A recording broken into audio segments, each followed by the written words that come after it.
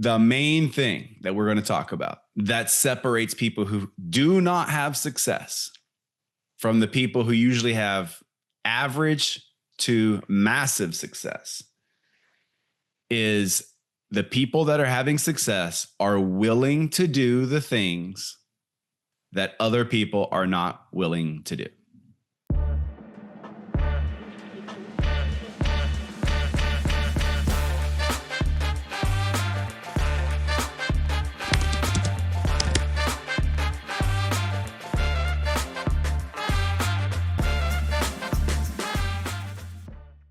What's up, everybody? Welcome back to the Freedom Factory podcast. My name is Brandon Cunningham, and I'm fresh back from a trip to Alaska, an Alaskan cruise.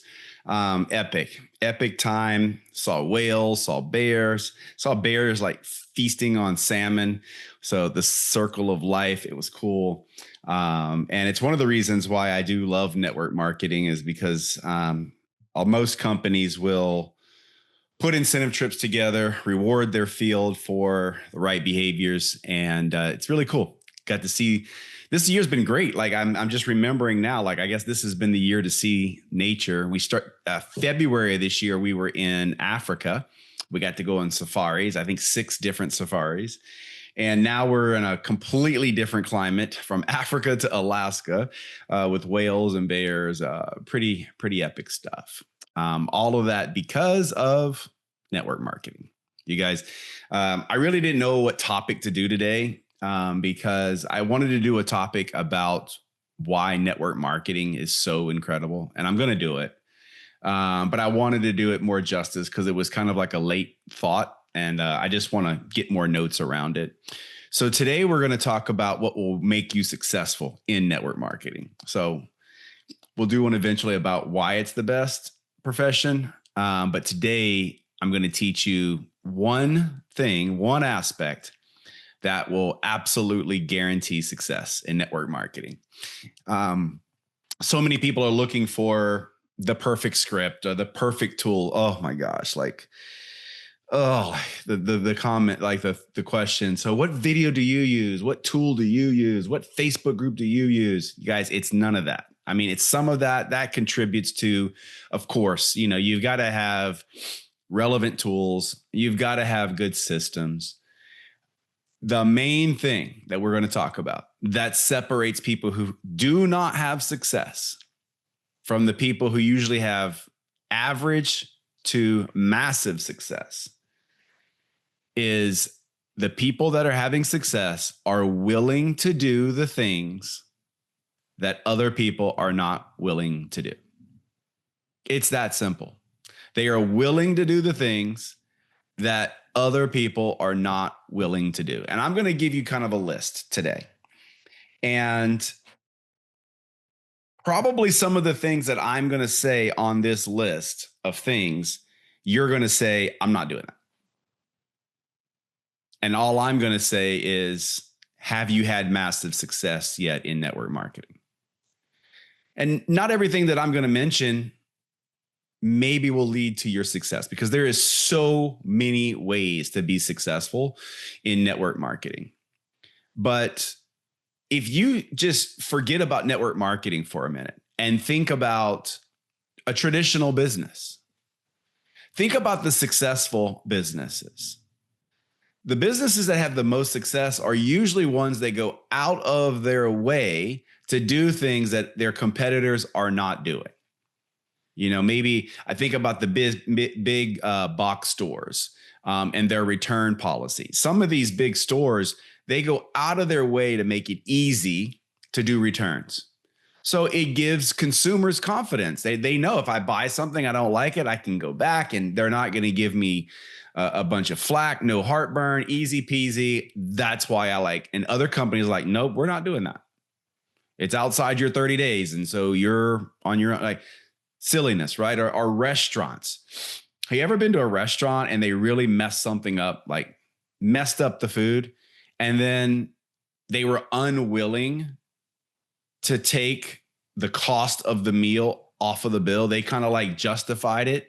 Oh, we had a different cook in tonight, or like you're expecting them, right, to do something and then they don't, right?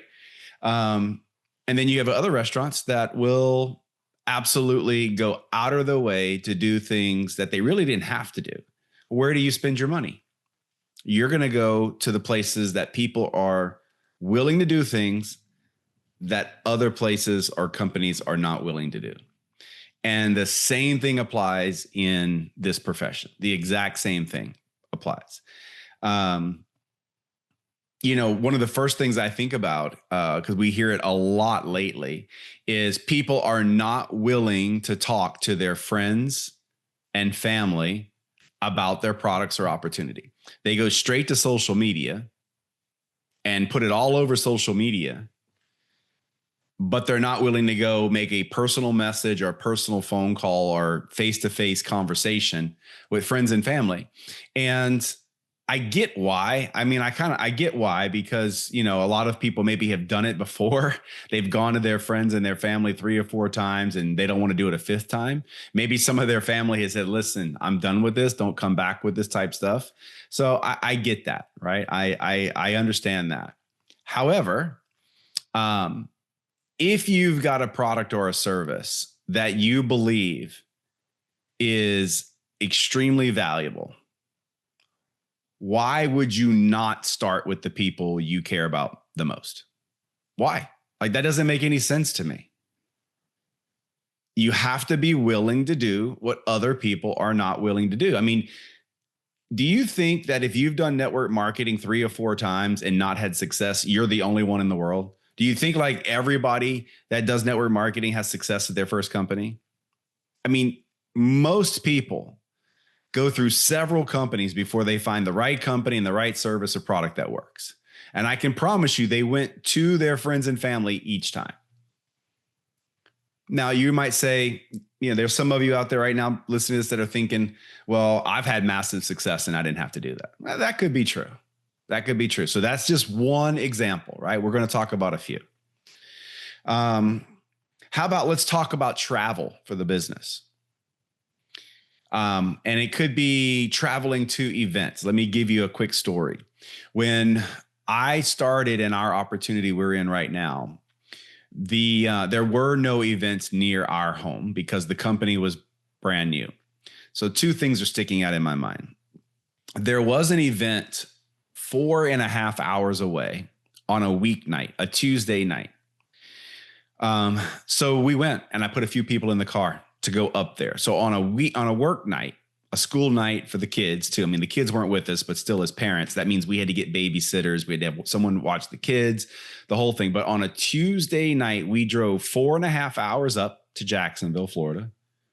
We were in a meeting that I'm sure was an hour. And then we probably talked after the meeting for another hour. And then we drove all the way home. I remember getting home well after midnight. I think it was closer to like 2 a.m. when we got home.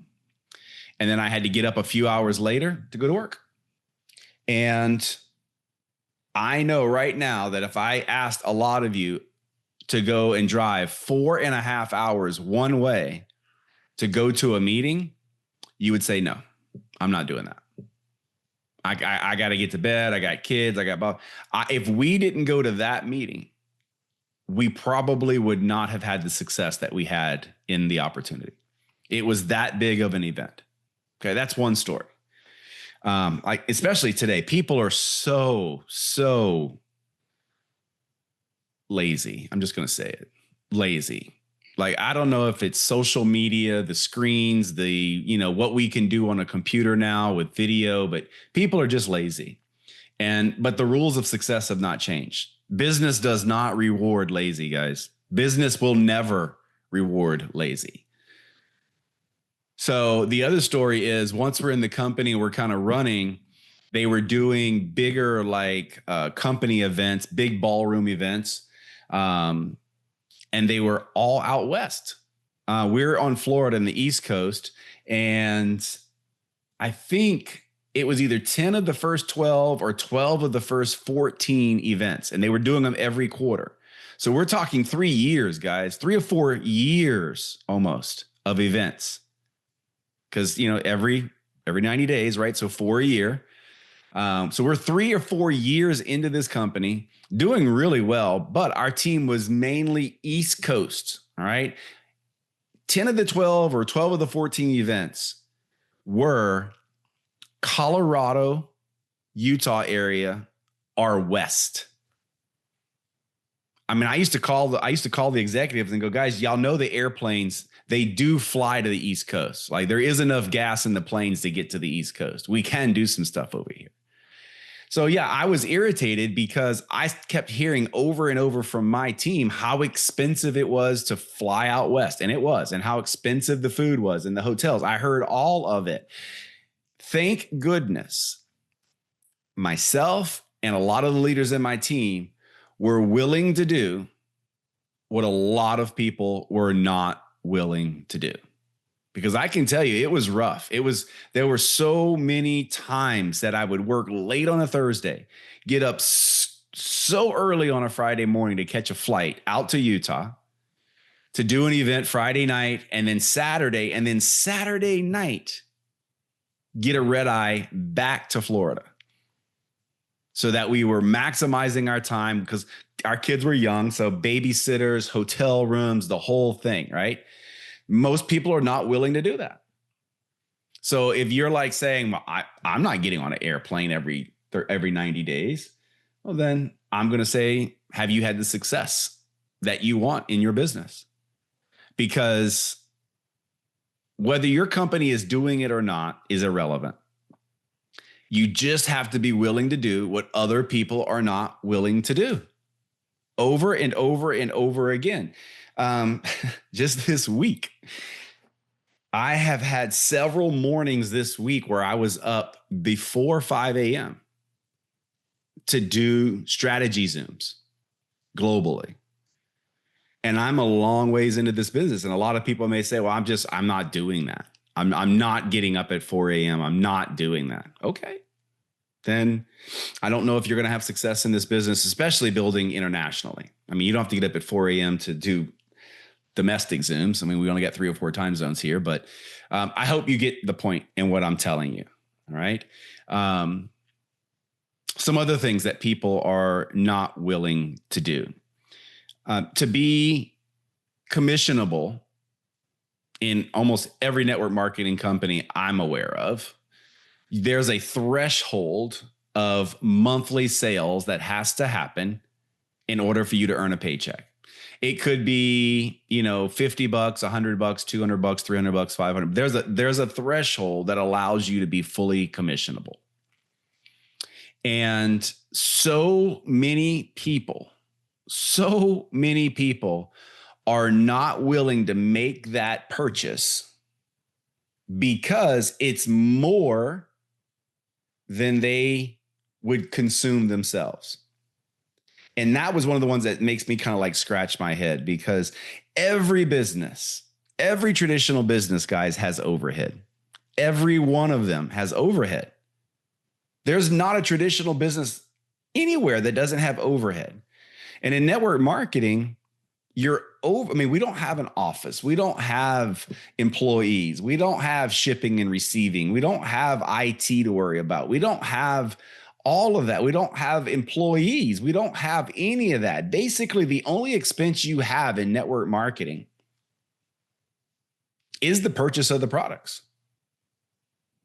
Now, if you start to support a team, of course, yes. And I know some of you, I mean, it's funny, like when I put these things together, the comments I get, guys, the messages I get, they're like, oh yeah, I got overhead. My phone cost me money and my internet.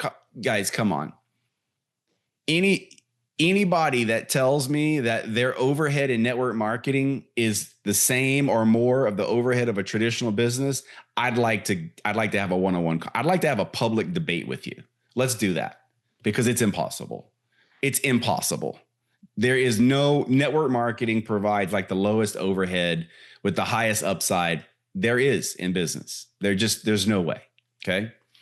I'm trying to stay on my train of thought here. There's so many people not willing to make that personal purchase. In some companies, there's a cap, but when we started out, the threshold was $200. You had to have $200 in sales to be fully commissionable. Well, We just bought the product. We weren't going to use that much. So what we did is we used it in samples, or we actually sold some of it, right? So what I'm saying, guys, is you have to be willing to invest in your business. Maybe you have to invest an extra $100 to be fully commissionable. And then that kind of puts you on the hook for $100 because you don't want this stuff to go to waste. I'm not suggesting that you just buy product and stash it in your pantries. That's not what I'm suggesting at all. Okay. What I'm suggesting is invest in your business, have a threshold. You guys, your teams should have a threshold. If you're serious about building a business, there should be a standard in your organization that this is what we purchase in product every month, regardless of personal consumption. And then we will take it upon ourselves to either sell that product or sample the product out, use it to grow our business. But that threshold is your overhead. And some people will say, well, I'm just not willing to do that. And I'm going to say that's probably why you're not successful as you would like to be, because you have to be willing to do the things that other people are not willing to do over and over and over again. Trainings. Let's talk about trainings for a little bit. I think it was the better part of 8 years, we hosted a conference call. This was before video conferencing was even a thing. I think it used to call it, was it called Skype? I think it was called Skype. That was so horrible, like so inconsistent. But we would do these conference calls. It was you'd call in an 800 number and the teams would jump on. They would jump on from all over the country. Well, we hosted them on a Sunday night. And I am telling you guys, I hosted those calls all over the United States. I remember one night we were on a mountain vacation snowboarding. I think I was in Breckenridge, Colorado. I know I was in Colorado. I remember going to the men's restroom and hosting this conference call because it was so loud inside the restaurant. And people are coming in this restaurant giving me these weird looks. But we did it. I mean, we did it on Super Bowl Sundays. I'm a big football fan, guys. We did them every Sunday without regard, every Sunday. That took a massive amount of sacrifice. You guys, we love the water. I can't tell you how many times it was a Sunday afternoon. We're out on the water in a boat. We got friends and I'm like, we got to go. Like, I got to get back to the house, got to get cleaned up, got to get things picked up because I've got a call to do tonight. That went on for 8 years, guys. I don't know too many people willing to do that. But I know for a fact it's why our teams were so successful. And I didn't do those calls strictly by myself. We have a team of leaders that have the same attitude. They're going to do the things that other people are not willing to do. And some of you might say, oh, no, not Sunday. Not Sunday. That's my day. And of course, I know for some, it's there's religious reasons. And so pick another day. All right. If Sunday's a religious day, then what about your Saturday or your Friday or your Monday? Are you going to do it? Are you going to do the difficult things? Because over and over and over and over, guys, if you are willing to do the things that other people are not willing to do, it is the secret sauce. You don't need the perfect invite. You don't need the perfect video. You simply need to do what other people are not willing to do. I mean, I could go on and on, but here's what I want you to do. Make a list of 5 things you've been resisting. Maybe it's cold calls. Maybe you're like so scared to do cold calls. Put that on your list because there's a lot of people not willing to do cold calls. Maybe it's a social media strategy. Like I know a lot of people are just fearful of live video on social media. Maybe it's hosting your first training, getting up in front of the room. Make a list of 5 things that make you uncomfortable and then make it a goal by the end of this year to be doing all 5. And I can promise you, if you do that and you sustain it, you're consistent, radically consistent. Remember, I said we did them every Sunday, not the Sundays that were convenient. Do the things you don't want to do and do it radically consistently. And you're going to have success. More success than you could possibly imagine, because all you're doing, like John Maxwell says, all you're doing is getting out of the people pile. There's this pile of people, and you got to separate yourself. You got to stand out. If you're going to have success in the profession, in any profession, you've got to stand out. Like, why do you think athletes work so hard? Like college athletes working so hard before the NFL draft? It's because they want to stand out, because if they stand out, they'll get drafted. If they get drafted high enough, they make more money. They're trying to get out of the athlete pile. Why do you think they put all that work in? To stand out. If you're an employer and you got an employee that's showing up before he's supposed to or she's supposed to, they're staying later than they're supposed to, they're doing the things that maybe are not part of their job description. I love it when people say that's not part of my job description. The first thing I think is, well, you're not going to get anywhere in this business, because I can promise you an employer is looking for people who are willing to do the extra. If you're willing to do the extra and you do the extra for long enough, someone will notice and you'll get paid. In our business, it doesn't work that way. What happens in our business is if you're willing to do the extra long enough, someone is willing to trust you. That's the difference. Someone is willing to trust you. And once you earn trust, now you've got the beginning of the development of a team. And that is the leverage. That's why you have to get out of the people pile, guys. It's to earn trust. Once you earn trust and confidence, people will follow. That's it. That is the secret sauce, guys. That's what we do to have success. I know it's hard. So I've given you put the 5 things down, write 5 things down that you said that you would never do, and start doing them. And give yourself the last 4 months of this year. Take one off each month and do them, and then do them consistently, and watch how things change in your organization. So more good topics coming. I hope you enjoy this one. Share it out with your teams. That's the whole purpose of this thing, is to get more people doing the right things in this profession. We've got far too many people in this profession doing the wrong things. And it's why the profession has had a little bit of some bumps in the road. It's time to bring the professionalism back to network marketing. And this is one of the things. So maybe next week we'll talk about what makes this profession so much better than traditional business. But that's it for now. You guys have a great week. Talk to you later.